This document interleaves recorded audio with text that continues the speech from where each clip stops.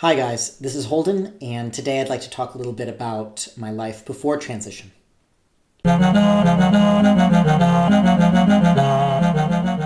So this is different for everyone, but I refer to myself as a woman or female before I came out and started taking hormones. Not everybody does this. In fact, there is a narrative that a lot of trans people use that they were always a man or always a woman or whatever. I personally don't use that. You should not apply my narrative to other trans people. Always ask them how they like to be referred to or how they feel about their gender. It's always more complex than it seems.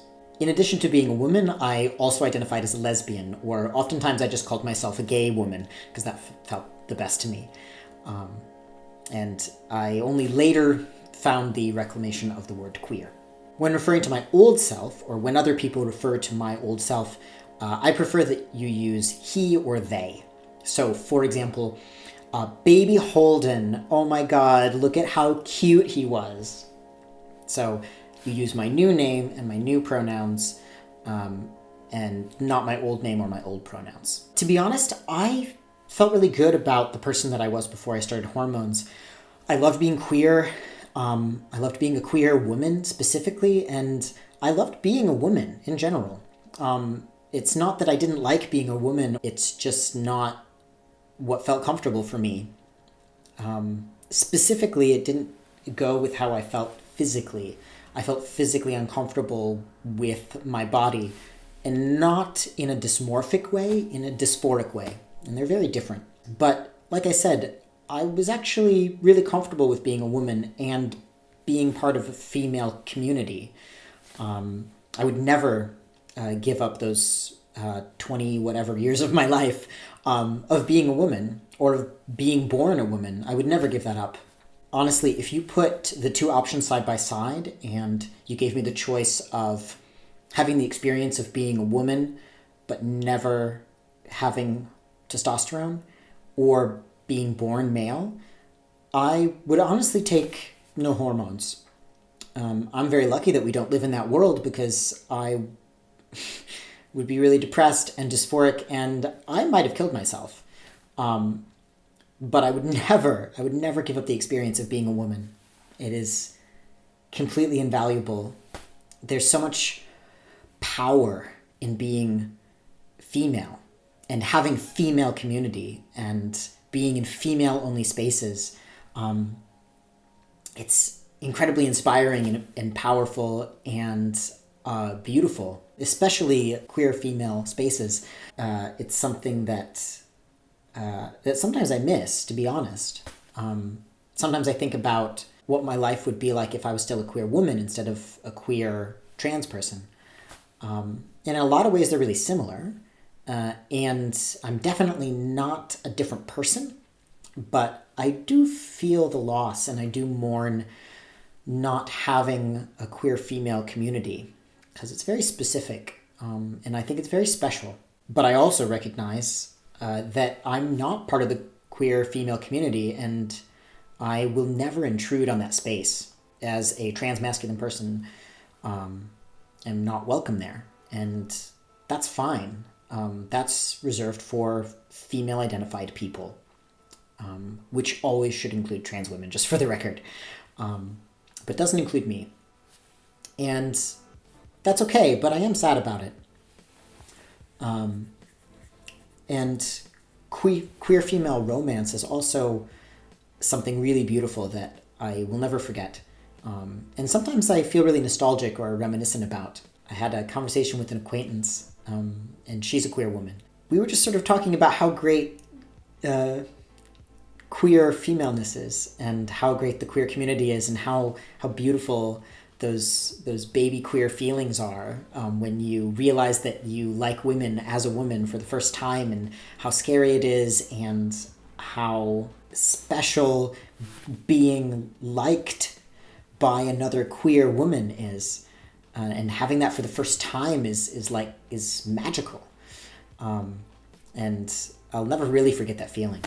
Something that I don't think I'll forget either, ever, I hope I never ever forget it, is the misogyny and the sexism that all women experience, all women.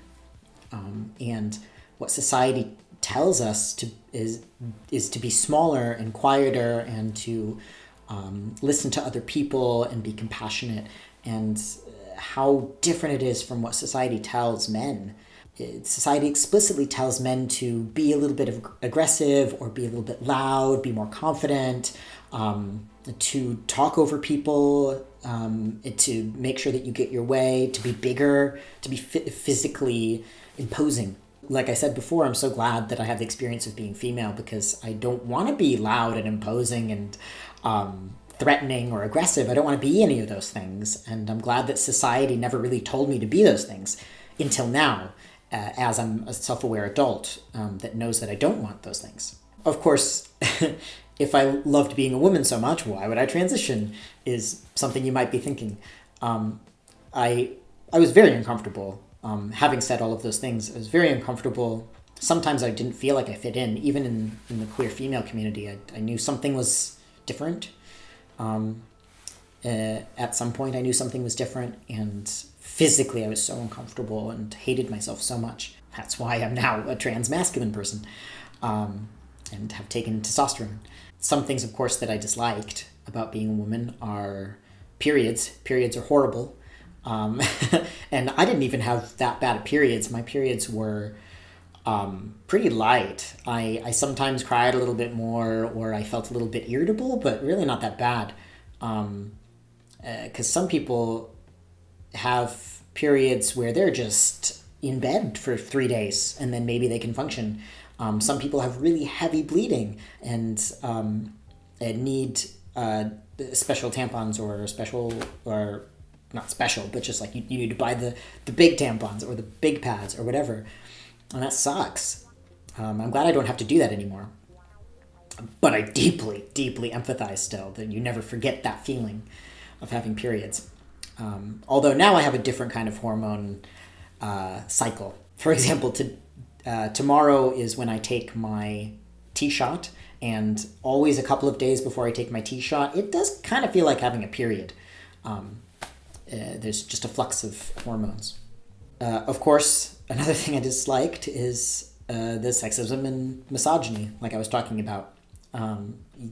That you just don't forget things like that. People following you on the street, not being safe at night, feeling like you need to walk on the other side of the street, like you need to go 20 minutes out of your way to make sure that you're on a well-lit street, not being able to run at night, even when it's winter and it gets dark at 4 p.m. It's ridiculous. Manspreading, or being talked down to, being talked over, feeling like you need to be louder in a conversation just to be heard, and that you need to aggressively assert your point at the risk of being called crazy or a million other things. The risk of coming on to someone and being called a slut. It goes on and on and on. Lots of things to dislike, but it doesn't mean that I hated being a woman. I just am not a woman. I'm a trans person, and that's just how it is. So thanks so much for listening and watching, guys. I really appreciate when you hit that like button or you hit that subscribe button. And I also love seeing you on Facebook or on Instagram, and especially Patreon. Thank you so much to my lovely, lovely patrons for giving me a couple of bucks every month so that I can make these videos and the articles that I write on my website. So if you want to support me, head over to Patreon. And if you have any experiences or comments that you want to talk about, then use the comment section below. So thanks so much, and see you next time.